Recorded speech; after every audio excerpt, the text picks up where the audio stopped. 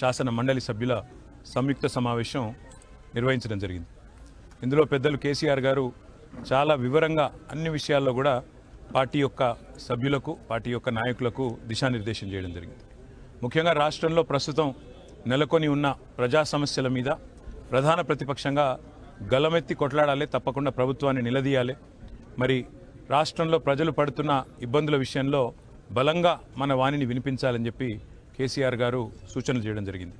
అందులో రాష్ట్రంలో ముఖ్యంగా ఈరోజు వ్యవసాయ రంగంలో నెలకొని ఉన్న దుర్భర పరిస్థితులు, ప్రభుత్వం తానిచ్చిన హామీలు నెరవేర్చక, తానిచ్చిన హామీలు నిలబెట్టుకోక అరకొరగా రుణమాఫీ చేసి, రైతు భరోసా అనేది ఇంతవరకు లేకుండా చేసి, కొనుగోలు కేంద్రాలు కనీసం సరిగా నడపలేని పరిస్థితి, బోనస్ ఇవ్వకుండానే ఏదో చేసినట్టుగా నటిస్తూ ఇవాళ రైతులను దగా చేసి విజయోత్సవాలు పేరిట మళ్ళొకసారి వాళ్ళను అవమానం పాలు చేస్తున్న వైనాన్ని చాలా దీర్ఘంగా చర్చించడం జరిగింది.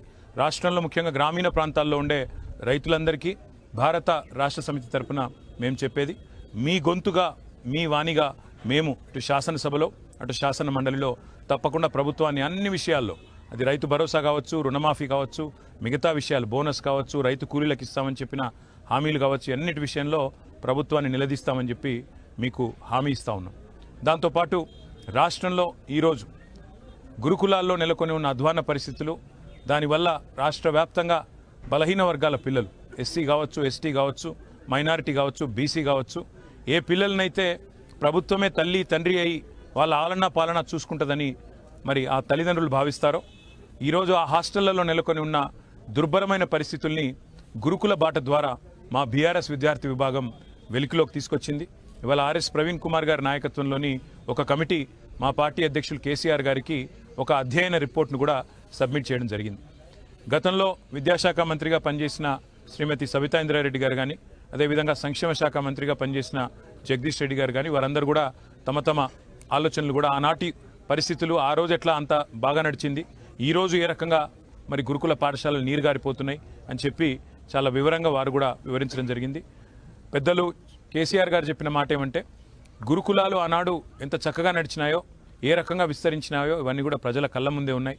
వాటిని మరి సంస్కారవంతంగా నడిపే దిశగా ప్రభుత్వం మీద ఒత్తిడి తేవాలి. తప్పకుండా అక్కడ నెలకొని ఉన్న పరిస్థితులను కళ్ళకు కట్టినట్టు అవసరమైతే ఫోటోలతో సహా, ఆధారాలతో సహా, వివరాలతో సహా ప్రభుత్వం దృష్టికి తీసుకొని రావాలని చెప్పి కూడా వారు మాకు ఆదేశం ఇచ్చారు. తప్పకుండా మరొక కార్యక్రమంగా దాన్ని కూడా తీసుకుంటాం.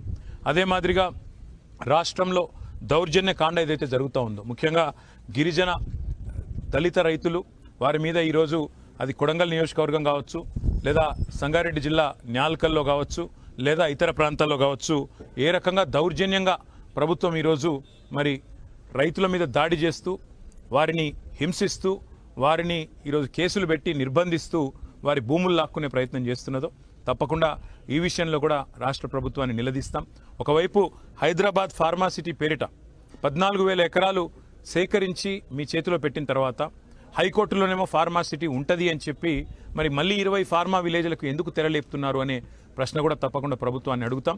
తప్పకుండా గిరిజన రైతులు, దళిత రైతులు, బలహీన వర్గాల రైతులు ఎవరైతున్నారో, చిన్న సన్నకారు రైతులు, వారికి అండగా తప్పకుండా నిలబడి గట్టిగా మాట్లాడతాం. మా నాయకుడు పట్నం నరేందర్ రెడ్డి గారితో సహా ఇవాళ దాదాపుగా 40 మంది రైతులు జైళ్లలో ఉన్నారు. వారిని తక్షణమే విడుదల చేయాలని, బేషరతుగా వారికి క్షమాపణ చెప్పి ఆ కేసులు కూడా ఉపసంహరించుకోవాలని చెప్పి కూడా ప్రభుత్వాన్ని తప్పకుండా నిలదీస్తాం. అదే మాదిరిగా మా నాయకులు, గౌరవ శాసనసభ్యులు కానీ, శాసన మండలి సభ్యుల మీద కానీ ఎక్కడికక్కడ వారి హక్కుల ఉల్లంఘన జరుగుతూ ఉంది. మా నాయకురాలు కోవాలక్ష్మి గారు తన సొంత నియోజకవర్గంలో మొన్న ఒక అమ్మాయి గురుకుల పాఠశాలలో చనిపోతే పరామర్శకు బయలుదేరితే వారిని హౌస్ అరెస్ట్ చేస్తూ ఉన్నారు. మా హుజూరాబాద్ ఎమ్మెల్యే కౌశిక్ రెడ్డి గారిని అయితే ఇప్పటికే 3-4 సార్లు వరుసగా దళిత బంధు అడిగిన పాపానికి, దళిత బంధు అడిగితే దళిత సోదరుల తరపున మాట్లాడిన పాపానికి వారిని హౌస్ అరెస్ట్ చేయడం. అదే మాదిరిగా ఎక్కడికక్కడ రాష్ట్ర వ్యాప్తంగా నిర్బంధకాండ ఏదైతే జరుగుతూ ఉందో, రాజ్యాంగ హక్కుల ఉల్లంఘన ఏదైతే జరుగుతూ ఉందో, ఈ విషయంలో కూడా తప్పకుండా ప్రభుత్వాన్ని నిలదీస్తాం. తప్పకుండా ఈ విషయంలో కూడా మాట్లాడతాం. దీంతో పాటు అత్యంత మూర్ఖంగా, అనాలోచితంగా, పూర్తి బాధ్యత రహితంగా, అసలు చరిత్ర గురించి కనీస అవగాహన కూడా లేకుండా, ఉద్యమం గురించి కనీస అవగాహన లేకుండా ఇవాళ తెలంగాణ తల్లి విగ్రహ రూపురేఖలు కూడా మార్చేస్తానంటూ తెలంగాణ అస్తిత్వం మీద ఏదైతే ఈ ప్రభుత్వం దాడి చేస్తున్నదో ఆ విషయంలో కూడా తెలంగాణ ప్రజల్లో విపరీతమైన ఆవేదన ఉంది. వారి ఆవేదనకు కూడా గొంతుగా బీఆర్ఎస్ పార్టీ నిలుస్తుంది. తప్పకుండా రాష్ట్ర ప్రభుత్వం చేస్తున్న ఈ దుర్మార్గమైన పనిని కూడా మేము శాసనసభలో శాసన మండలిలో నిలదీస్తాం. తెలంగాణ ప్రజల తరపున కొన్ని సూటి ప్రశ్నలు వారిని అడుగుతాం అనే మాట కూడా మీకు విజ్ఞప్తి చేస్తా ఉన్నాం. దీంతోపాటు మరి రాష్ట్రంలో ముఖ్యంగా ఈరోజు ఒకవైపు వ్యవసాయాన్ని సంక్షోభంలో నెట్టి మరొక వైపు ఈరోజు గ్రామ పంచాయతీల్లో కూడా కనీసం అక్కడ సంక్షోభ పరిస్థితులు నెలకొని ఉన్నాయి. అక్కడ కనీసం పిచికారి మందుకు కూడా పైసలు ఇచ్చేవాళ్ళు లేరు. వాళ్ళ సర్పంచులు ఇప్పటికే లేరు. ఆ తాజా మాజీ సర్పంచుల బిల్లులు కూడా ఇచ్చే దిక్కు లేదు. కనీసం ఉన్న సెక్రటరీలకు కూడా డబ్బులు ఇచ్చే పరిస్థితి కూడా ఈ ప్రభుత్వానికి లేదు. పల్లె ప్రగతి పేరిట చక్కగా నడిచి కార్యక్రమాలు నడిచి దేశంలోనే అత్యుత్తమ గ్రామాలు ఎక్కడున్నాయంటే తెలంగాణలో ఉన్నాయనే విధంగా మరి పంచాయతీరాజ్ను నడిపించిన బీఆర్ఎస్ ప్రభుత్వ ఆలోచన విధానం మరి ఈరోజు కాంగ్రెస్ మొత్తం నాశనం చేస్తూ ఉంది. ఈ విషయంలో కూడా గ్రామీణ ప్రాంతాల ప్రజల తరపున తప్పకుండా గ్రామాల ప్రజల తరపున గౌరవ తాజా మాజీ సర్పంచ్ల తరపున వారి ఆవేదనను కూడా రాష్ట్ర ప్రభుత్వ దృష్టికి తీసుకొస్తాం, వారిని ప్రశ్నిస్తాం. అదేవిధంగా దళిత బంధు లాంటి కార్యక్రమాన్ని మేము తీసుకొస్తే కాదు 12 లక్షలు ఇస్తాం, దాని పేరు అంబేద్కర్ అభయహస్తం అని చెప్పి సంవత్సరంన్నర దాటింది. ఈ రోజు వరకు కనీసం రూపాయి కూడా విడుదల చేయపోగా దళిత బంధువులో 2వ విడత డబ్బులు కూడా ఇవ్వడం లేదు.